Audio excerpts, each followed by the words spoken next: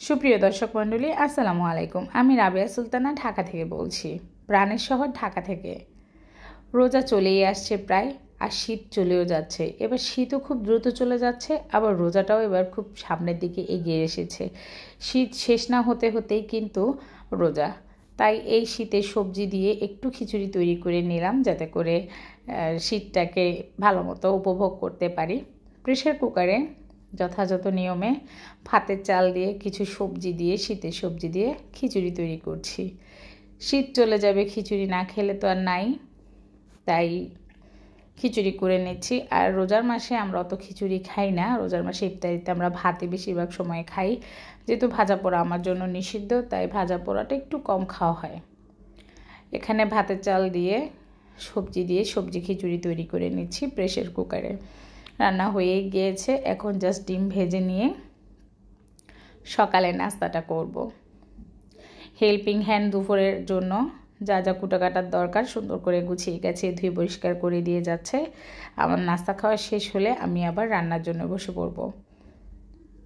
তো সকালে একটু খিচুড়ি রান্না করলে আমি খাই, যদিও খিচুড়িটা আমার জন্য নিষিদ্ধ সকালবেলায়। যেখানে রুটি নিষিদ্ধ সেখানে আমি তারপরও লোভ সামলাতে পারি না, খিচুড়ি একটু খেয়ে নিয়েছিলাম। এরপরে সিমের বিচি, আমি সিমের বিচি ফ্রোজেন করেছিলাম। আপনারা কি করেছেন? সেই সিমের বিচি দিয়েই কিন্তু বিচি সিম আর ফুলকপি দিয়ে মজা মজা করে এখানে তরকারি রান্না করে নিচ্ছি। আসলে আমি সিমের বিচি ফ্রোজেন করে গত বছর দেখেছিলাম খুব বিশ্রী একটা গন্ধ চলে এসেছে।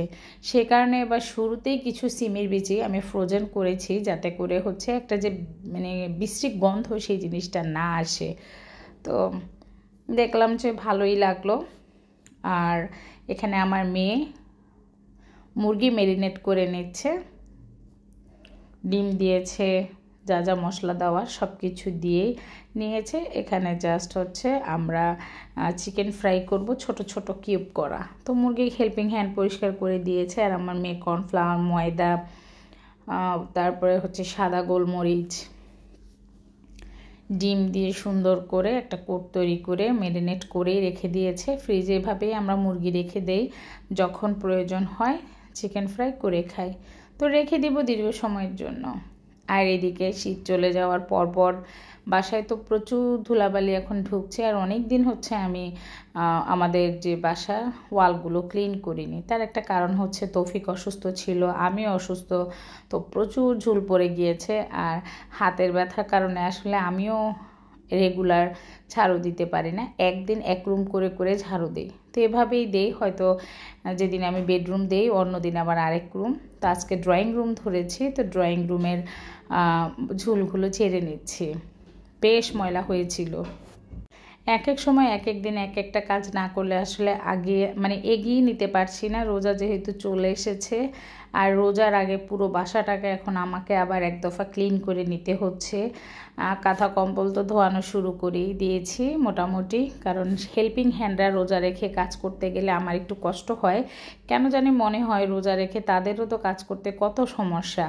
তো রোজা আসার আগেই আমি পুরো বাসাটাকে গুছিয়ে গাছিয়ে একদম শীতের যা কাপড় চোপড় আছে, কাঁথা কম্বল সব ইনশাল্লাহ ধুয়ে তুলে ফেলবো। আমার মতো কে কে পদক্ষেপ শুরু করে দিয়েছেন অবশ্যই জানাবেন। আমি রীতিমতো শুরু করে দিয়েছি সব কর্মসূচি, জাস্ট আর কয়টা দিনে বাকি। ভিউয়ার্স, আমি কিন্তু ঈদের কেনাকাটাও শুরু করে দিয়েছি। আমার মতো কে কে শুরু করে দিয়েছেন অবশ্যই বলে কমেন্টস করে আমাদেরকে জানাবেন। কথা বলতে বলতে প্রায় এই সাইড ওই সাইড অনেক ময়লা হয়েছে, খুঁচিয়ে খুঁচিয়ে ভালো মতো করে ক্লিন করে নিচ্ছি। এদিকে দুপুরের খাবার দাবার শেষ করে একটু ছাদে যাব। জানেনই তো আম্মু ঢাকায় এখন একটু কম থাকে, গ্রামের বাড়িতে থাকে, তো সেখানে থাকে বিধায় আমাকে একটু গাছগুলোকে দেখতে হয়, ছাদে যেতে হয় বেশি বেশি করেই। যেখানে আমি 1-2 মাসেও ছাদে যাই না, সেখানে আমাকে এখন একদিন পর পর যেতে হয়, কিংবা ডেইলি ছাদে যেতে হয়। ছাদ বাগানে গিয়ে আপনাদের সাথে সেখানে একটু ভিডিও শেয়ার করছি। করলা গাছ, করলা ফুল, করলা ধরেছে, আর লাউগুলো বড় হয়েছে। আমি যদিও করলার বিচি করলা নিয়ে গিয়েছি, যে আমিও এবার লাগাই, ভালো লাগবে, বারান্দায় দিব কিছু গাছ। আমার কাছে করলা গাছ না ভালো লাগে, তবে করলা ফুল আমার কাছে বেশি সুন্দর লাগে। করলা হোক আর না হোক, ফুল দিয়ে ভরে থাকবে, ওটাও কিন্তু একটা সৌন্দর্য। লাউ আমি পরাগায়ন করেছি, আমি পেরেছি, তবে 3টা লাউর মধ্যে একটা লাউ জীবিত, বাকি 2টা নষ্ট হয়ে গিয়েছে, বুঝলাম না কেন। যাই হোক, হয়তো ওই 2টা পরাগায়ন ভালো হয়নি। এখানে এই লাউটাও বড় হয়েছে, আর এই যে এখানে আরেকটা লাউ, সেটাও বড় হয়েছে। 2টো লাউ বর্তমানে ছাদে আছে, তবে যেদিন ছিঁড়ে আনবো ইনশাল্লাহ রান্না করে আপনাদের সাথে শেয়ার করব। আর যে চিকেনগুলো ম্যারিনেট করেছি সন্ধ্যার পরে খাবো, আমার হাজব্যান্ডের কাছে খুব ভালো লাগে এই ম্যারিনেট করা চিকেন ফ্রাই। ও বলে যে তুমি চিকেন সাসলেক তৈরি করতে পারো তো এগুলো দিয়ে, তো দেখি যে তারও খুব ভালো লাগে।